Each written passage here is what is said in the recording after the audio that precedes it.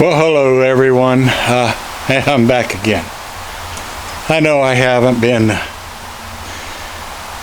the most prompt this year, but there's been a lot going on. So today we're going to start a brand new series, something that you've never seen on this channel before. I don't know that you'll ever see it again, but with the way of our economy and the way it looks like it's gonna go, and the free fall that it's in, this old man has had to do some rethinking on how we're going to progress from here on. So kick back, grab that coffee. We're gonna, I think, maybe surprise some people. And I'll be back probably in the exact same place here a little bit and try to introduce exactly what we're getting ready to do. We'll be right back.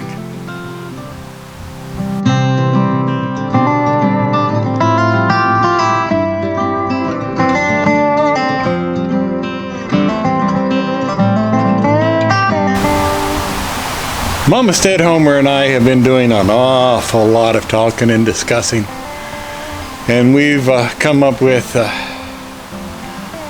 conclusion that there are a number of different things that we've not done in the past that we're going to have to start doing now. Things that we never thought we would do, we're going to have to start doing now. Or maybe do things later down the road that we have no desire to do. But one of the things is we've got to eat, and we've got to be able to basically put groceries on the table and in the pantry. And I'm thinking maybe I'm going to have to do something that I haven't done since I was a young man. Maybe I'm going to have to start going out and do some hunting.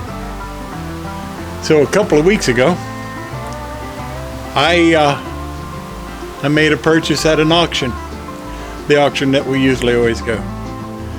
And then a week after that, I made another purchase.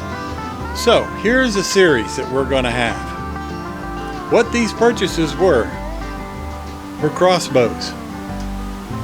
They are what they call beginners crossbows, but at the same time, so mine. I am going to have this series on the unboxing, assembly, and then once that's done, a comparison between the two different crossbows. And once I have that comparison done, then I'm going to take them out, I'm going to sight them both in, and then I'm going to compare the two of them at that point. At that point is when I will make my decision as to which one I want to keep. The other one will then be disassembled, put back in its box, and sold pretty much brand new, except for, you know, the 2 or 3 bolts that we put through it. Or 4, 5, or 6, or 7, whatever it takes. So, with no further ado, let's get started. We started with, as I said, the Killer Instinct Fierce 405. They say this is a good one to start with, because like I said, we're looking to fill our freezer. We would have wanted to do other things, but with this economy and the way it's gone, this is exactly how we've had to do it. And we kind of enjoy venison anyway. So let's get this thing unboxed. Let's get it started. This is the first of our comparison, the Killer Instinct Fierce 405. And to start it off with,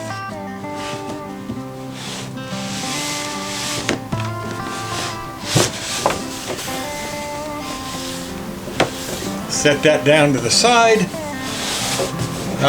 And it looks like, I'll turn it around here so you can see it. everything I did at the auction, I did open it up just like this. And like I said, everything is with this. Here's the cross itself. So we'll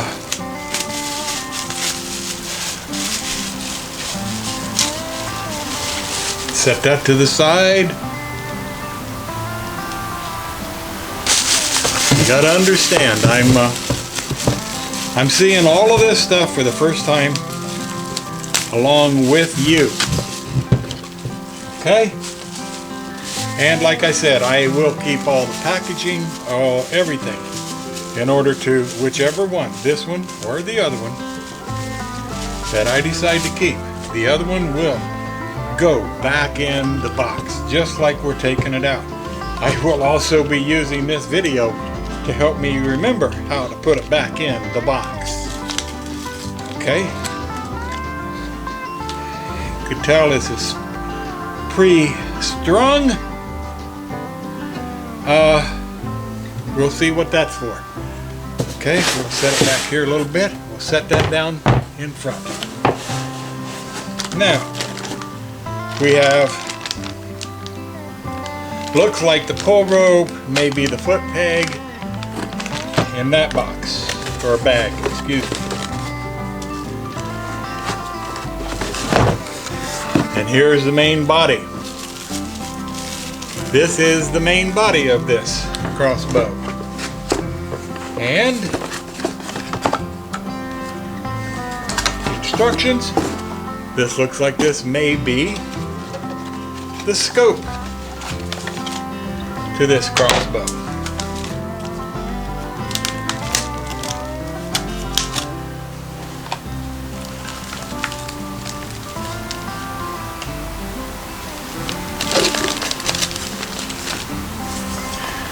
Okay, and that's exactly what it is.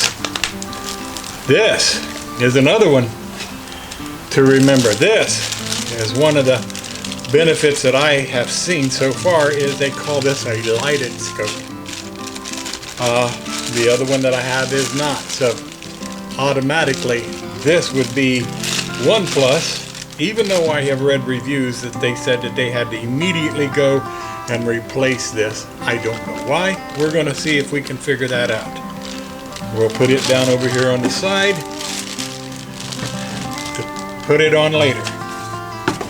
And the last thing out of the box is it came with 3 arrows. Now, unless they're in one of the bags, I have one bit of disappointment already. They didn't even put field points on these arrows. I'm a bit disappointed about that, but we'll go on and see what we can come up with. Okay, that's the end of that box. Let's get this out of the way, and when we're doing the comparison of these, we will bring up plans on how to do all of this and get it ready. Now, to me, I like the looks of this. With the stand, with the, I mean, it just looks solid and it feels solid. It is a polymer or a plastic, whatever you want to call it, but it just looks and feels solid to me. Now, it looks like we have some mounting hardware here. I will get my scissors, be right back, and we'll take a peek at that. Okay, this will be the one thing that will show the most when I go to resell it, if this is the one I choose to sell. Because I have to open up the bag and dump out all of the paraphernalia in order to. So this looks like screws and Allen wrenches and things in that order. Again, this is the pulling rope for cocking. if I'm not mistaken. This is the lube for the rail, as well as for the string. We have, I spoke too soon. I spoke too soon. We have 3 field points to go with the arrows that came with it. And then I believe this is the screw that will be necessary to put this head onto here. And of course, like I said, the foot pegs for cocking. This, I'm not really sure, but I have a feeling it has something to do with, I'm pretty sure now, that it has everything to do with the quiver. So let's get the quick start and figure out just exactly what we have to do here.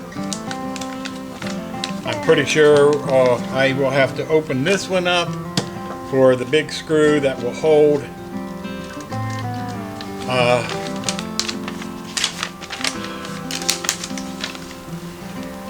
the bow on to this. Now, I did see this. Let me take a peek at this real close. Okay. This red string device here, which is something new compared to some of the videos I've watched, it has to go. Let me see if I can show it here. It has to go under this.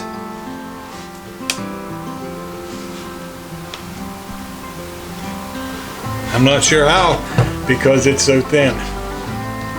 I do now. Okay, what I have to do here,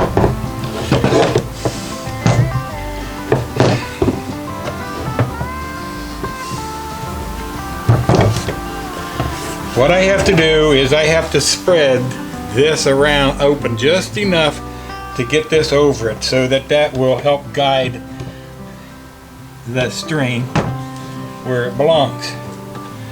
I'm going to get me a tool to do that with.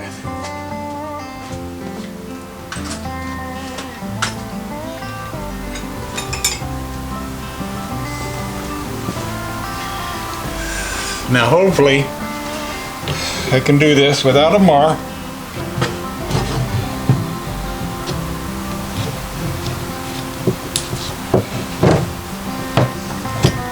And there it is. And with that in place, I can then hopefully slide the rest of this into where it belongs, and it just did. It went in and seated perfectly. Now I have to put the bolt in here that is required to hold this all together. Luckily this is in a Ziploc, so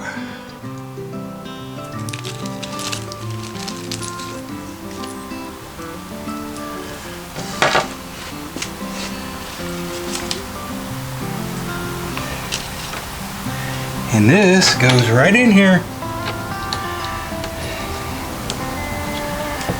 And I have to open up another bag. I wish this was Ziploc too. And use this to start cranking that in.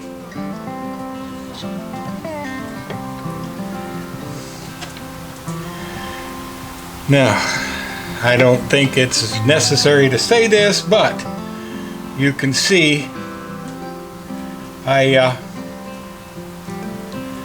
this is all real time.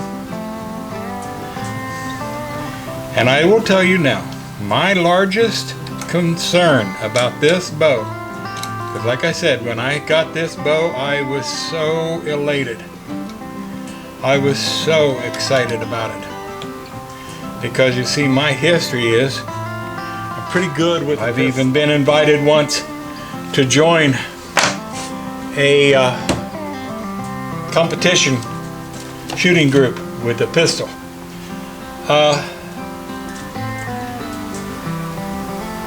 I do not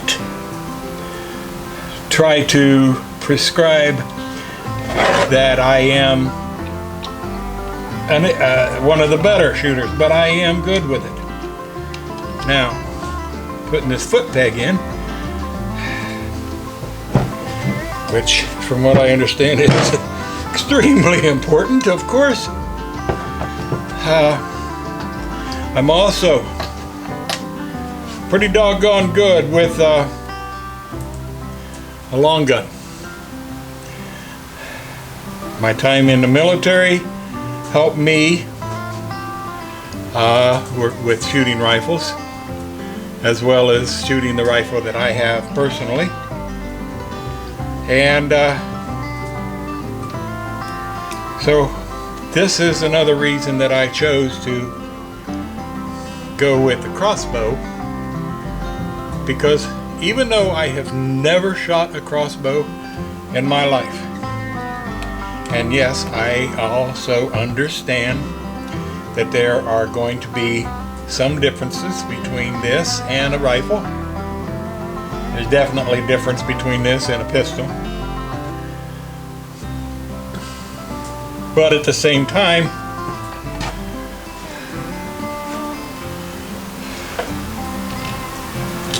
I'm not sure where that goes yet.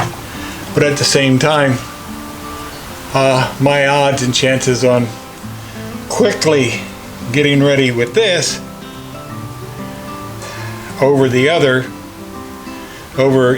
is pretty doggone good. I'm not tightening that down yet because that tightened down onto the bolt that went this way.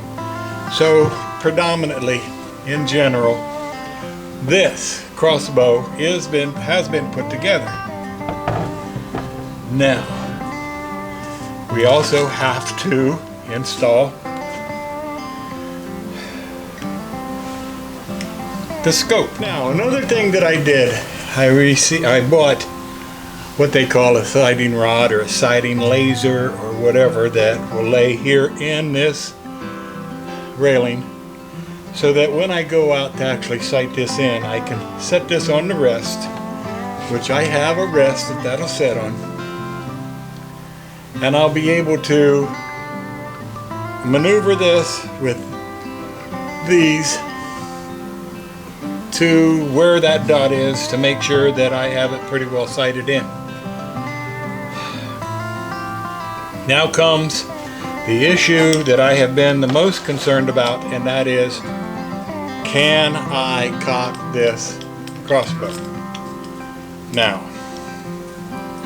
from what I understand, or I've seen some, but they were pretty good sized boys on YouTube, that they said, I don't have any trouble with this. But the question is, can I do it as old as I am? Could my wife do it if it came right down to push come to shove and she needed to? I don't know. This question is one of the reasons that I went ahead and got the next one that I will be doing on part 2. That is because it has a crank on it, or it came with it, that would allow you to crank, and they say it takes 70% of the force off of trying to cock this. Now, the good part is I'm sitting in here and nobody else could get damaged by this. The bad part is I'm standing in here by myself and I could get damaged doing this. A bit concerned. So let me see what I can do. I'll go off camera here. If you hear, if nasty words are being said, I will for sure edit that out. I'll be right back and we'll see.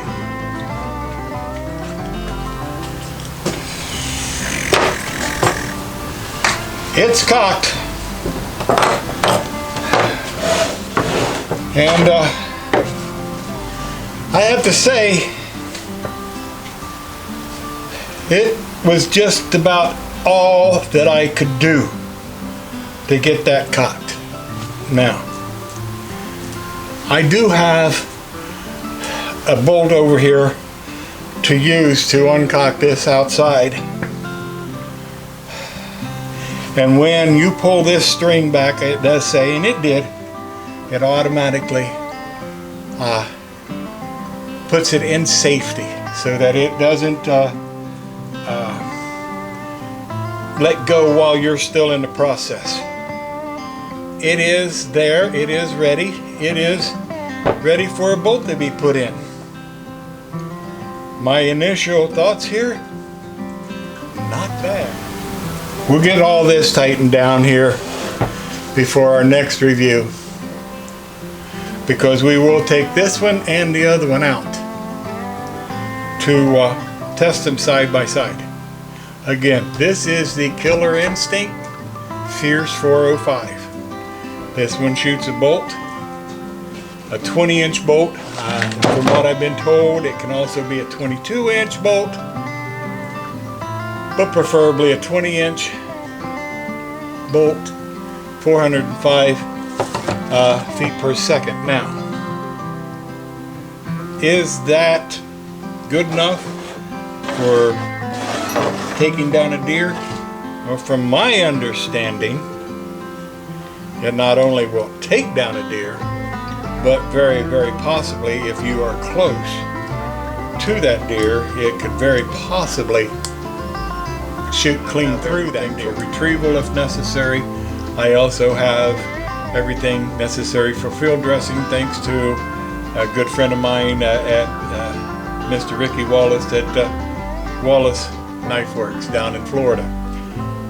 So I think that's probably what we're going to end up with here on this episode, and we'll be back in with the other when I'm actually doing a comparison side by side. I'll have them laying here, which will probably be part 3, and then part 4 will be when we're out shooting them. So until then, this is Ted Homer. I hope you enjoyed this short video, medium video, whatever. 2, 3, 4. Well, this is Ted Homer. I hope you enjoyed this video. We got a few more to come with the comparison of these two crossbows. Don't forget to give us thumbs up, subscribe, tell your family, tell your friends. Don't forget to smash on that bell to remind you when we put our next one up, because they are not on a regular basis. We'll catch you all the next time. Y'all have a blessed, blessed, blessed day. Bye-bye.